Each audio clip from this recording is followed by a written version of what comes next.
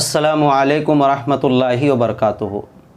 मैं अब्दुल हलीम और आप देख रहे हैं अल उलमा मीडिया। अल उलमा मीडिया के तमाम नाज़रीन का मैं इस्तकबाल करता हूं और दुआ करता हूं कि अल्लाह पाक आप तमाम हज़रात को अपने हिफ्ज़ व अमान में रखे। दोस्तों, मेरे बगल में ये तस्वीर आप देख रहे हैं। तस्वीर से साफ ज़ाहिर होता है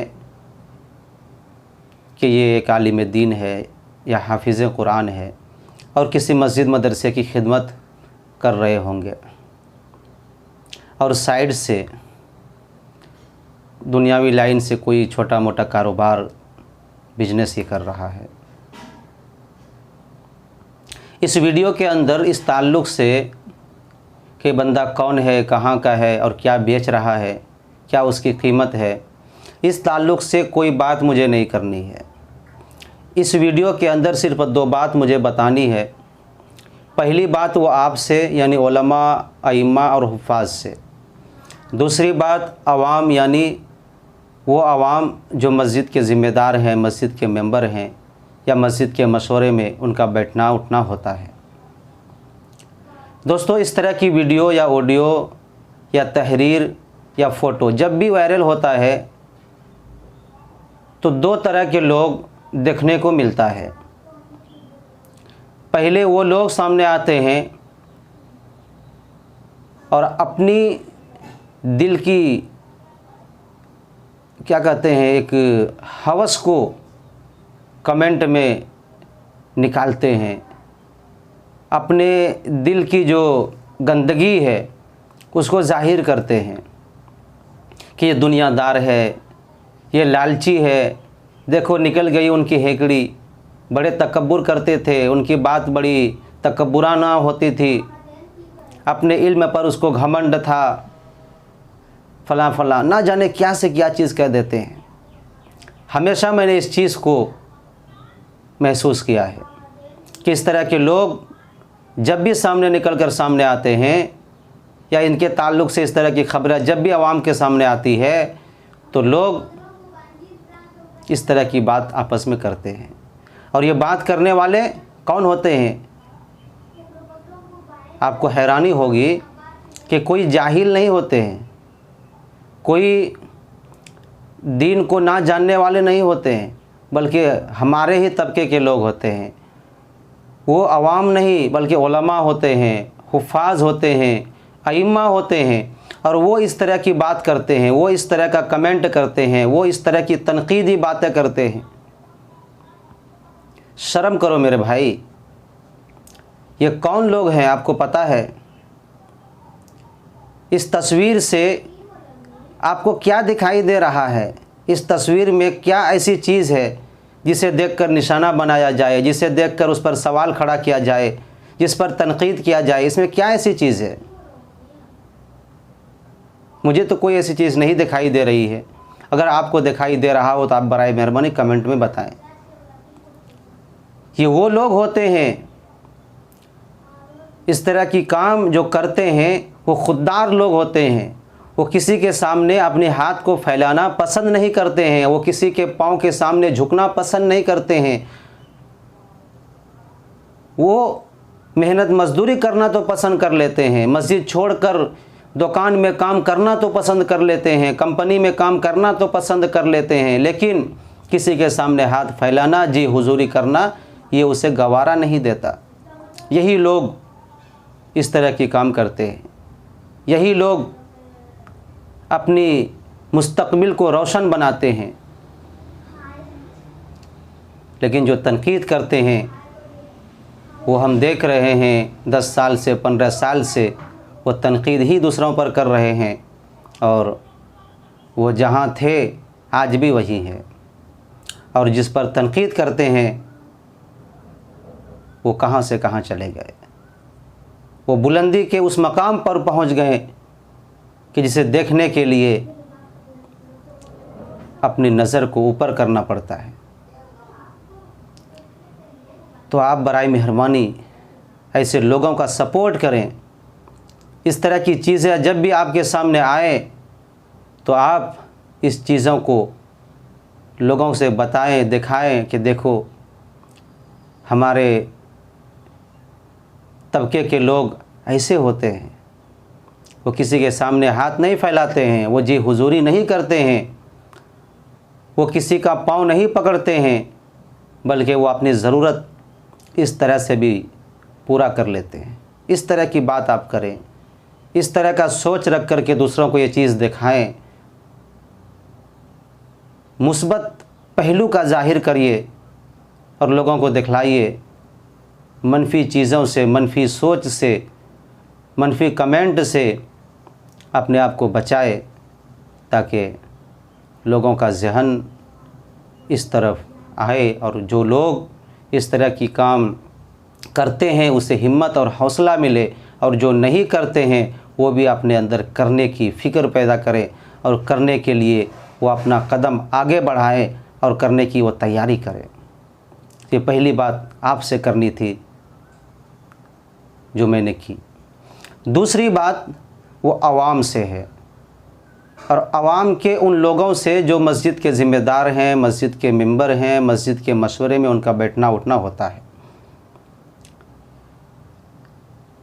खुदा के लिए आप ये मत सोचिए कि ये लोग अल्लाह वाले हैं, ये साबिर लोग हैं, ये हर मुसीबत और परेशानी को सह सकते हैं, इसके अंदर ईमानी जज्बा भरा है।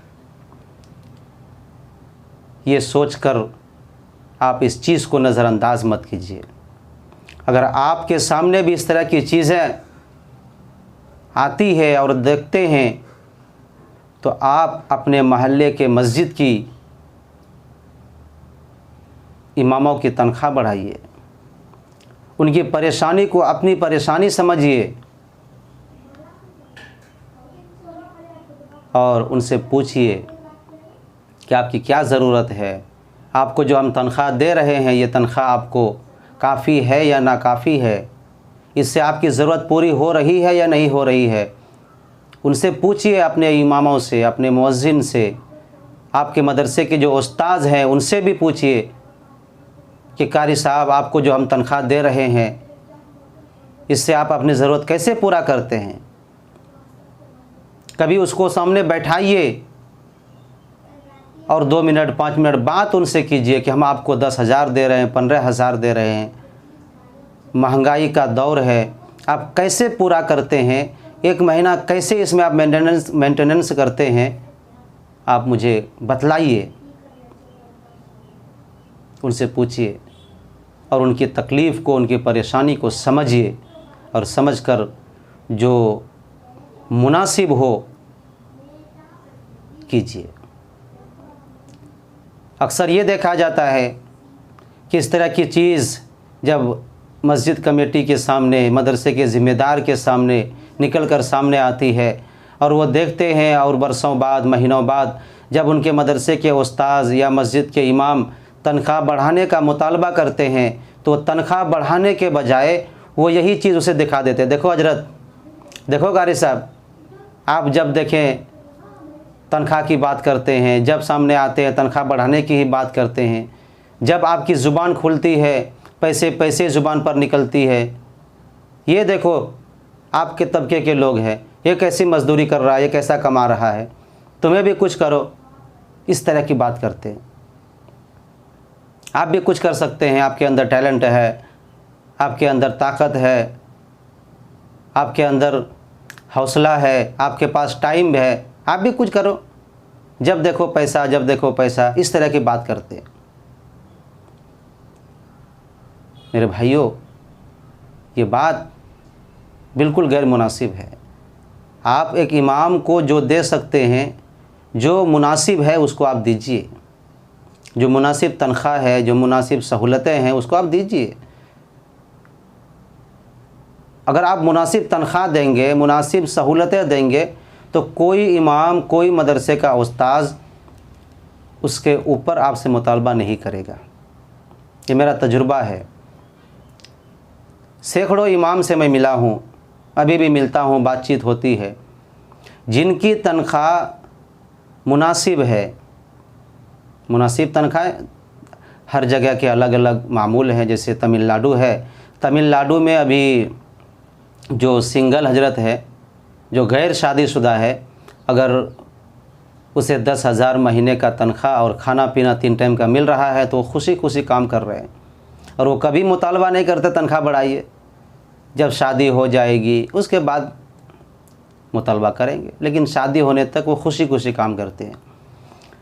इसी तरह जिनकी शादी हो गई है और अगर उसे 10,000 भी दे रहे हैं और रहने के लिए घर दिया है, गैस चावल सब्ज़ी वगैरह का कुछ पैसे दे देते हैं तो मुतालबा नहीं करते, खुशी खुशी वो काम कर रहे हैं, अपनी ज़िम्मेदारी को खुशी खुशी निभा रहे हैं। कोई शिकवे शिकायत ज़ुबान पे नहीं है। जब ज़रूरतें बढ़ेगी और बढ़ती है फिर वो मुतालबा करते हैं। और जब उसे महसूस होता है कि मेरा ये जो तनख्वाह है जो मुझे मस्जिद से दे रहे हैं ये कम है और ये मुनासिब नहीं है, तब वो मुतालबा करते हैं। जब बच्चे हो जाते हैं, बच्चे कुछ बड़े हो जाते हैं और उसकी ज़रूरतें बढ़ जाती है, फिर वो मुतालबा करते हैं कि जो मुझे 10,000 दे रहे थे, घर दिए थे और महंगाई का दौर है, इसमें तो कुछ नहीं हो रहा है, तो चलो कम से कम 12,000 देना चाहिए। उसे महसूस होता है कि 12,000 मिलनी चाहिए और ये मुनासिब तनख्वाह है, तो उतना ही तक वो मुतालबा करते हैं। कोई हजरत, कोई इमाम आपसे ये मुतालबा नहीं करेगा मुझे 20,000 दीजिए, घर दीजिए, गैस चावल दीजिए, कोई नहीं मुतालबा करेगा। मैंने अब तक नहीं सुना है, ना किसी इमाम की ज़ुबानी सुना हूँ और ना किसी मस्जिद कमेटी की ज़ुबानी सुना हूँ कि फ़लाँ इमाम साहब 20,000 तनख्वाह मांग रहे थे, घर मांग रहे थे। नहीं, 1,000, 2,000, 500 की बात करते हैं, जो मुनासिब उसे लगता है। और मुनासिब तनख्वाह जब उसे मिल जाती है, आप उसे दे देते हैं और फिर भी उसकी ज़रूरत उस तनख्वाह से पूरी नहीं हो पाती है, तो फिर वो आपसे शिकायत नहीं करते हैं, आपकी बुराई नहीं करते हैं, आपसे तनख्वाह बढ़ाने की बात नहीं करते हैं, बल्कि ये साइड से कुछ काम काज करने के लिए सोचते हैं। वो यही सोचते हैं कि मेरी तनख्वाह तो मुनासिब है, जितना मस्जिद वाले दे सकते थे मुझे दे रहे हैं, इसमें कोई कमी और कोताही उन लोगों ने नहीं की है, लेकिन फिर भी चूँकि मेरी ज़रूरत ज़्यादा है, मेरा ख़र्च ज़्यादा है, मेरा अखराजात ज़्यादा है, घर की ज़िम्मेदारी है, बहन की शादी करनी है, घर की तामीर करनी है, अपनी ज़रूरत है, बच्चों की ज़रूरत है, और इस तनख्वाह से मेरा पूरा नहीं हो रहा है, तो चलो साइड से कुछ करते हैं और साइड से ही कुछ कर लेते हैं। अक्सर इमाम कर रहे हैं। लेकिन जब आप मुनासिब तनख्वाह नहीं देते हैं और जब तनख्वाह बढ़ाने की वो बात करते हैं तो ये फ़ोटो आप उसे दिखा देते हैं, देखो हजरत ये भी आपका बस्ती वाला है, ये क्या कर रहा है, आप भी करो। तब मसला बढ़ता है और सारी परेशानी वहाँ से शुरू होती है। तो इसलिए उलमा हो, अइम्मा हो, हुफ़ाज़ हो या अवाम हो, मस्जिद कमेटी हो, मदरसे के मोहतमिम हो या मदरसे में मस्जिद के मेंबर हो या मशवरे में बैठने वाले लोग हो, सबसे मेरी गुजारिश है कि आप इस तरह की चीज़ों को गलत नज़र से ना देखें, गलत कमेंट ना करें। और आप अगर मस्जिद मदरसे के ज़िम्मेदार हैं तो इन चीज़ों को देखकर अपने तहत जो काम कर रहे हैं, आपके यहाँ जो काम कर रहे हैं, उनके हाल पर तरस खाइए, क्योंकि आप कल क़यामत के दिन इस ताल्लुक़ से फंस जाएंगे। अगर आपने यहाँ पर कोताही की, हक़ तलफ़ी की और इमाम को, अइम्मा को, असातिज़ा को सही तनख्वाह नहीं दी, तो कल क़यामत के दिन यही लोग आपके गिरबान पकड़ लेंगे। मुझे उम्मीद है कि मेरी ये बातें आपको पसंद आई होगी। आप दुआ करें कि जो लोग इस तरह के काम कर रहे हैं, अल्लाह उनकी ज़िंदगी में खूब बरकत दे, उनके अहल व अयाल को खुशहाल ज़िंदगी अता फ़रमाए। और जो इमाम परेशान है, जिनकी तनख्वाहें कम है और वो वहाँ परेशान है, तो उसे भी कुछ करने की दुनियावी लाइन से अल्लाह तौफ़ीक दे। और आप भी हिम्मत रखें कि इमामत के साथ साथ कोई छोटा मोटा कारोबार करेंगे, कोई मेहनत मज़दूरी करके 10 रुपये कमा करके कोई अपना दुकान जहाँ काम कर रहे हैं, जहाँ इमामत कर रहे हैं, वहीं पर आप खोल कर बैठ जाइए। इंशाअल्लाह आपकी दुनिया और आखिरत दोनों बन जाएगी। मुझे उम्मीद है कि मेरी बातें आपको पसंद आई होगी। अगर कोई बातें आपके मिजाज के ख़िलाफ़ मैंने की है तो मैं माफ़ी चाहता हूँ, और ये बातें मैंने हक बात समझा इसलिए मैंने कहा।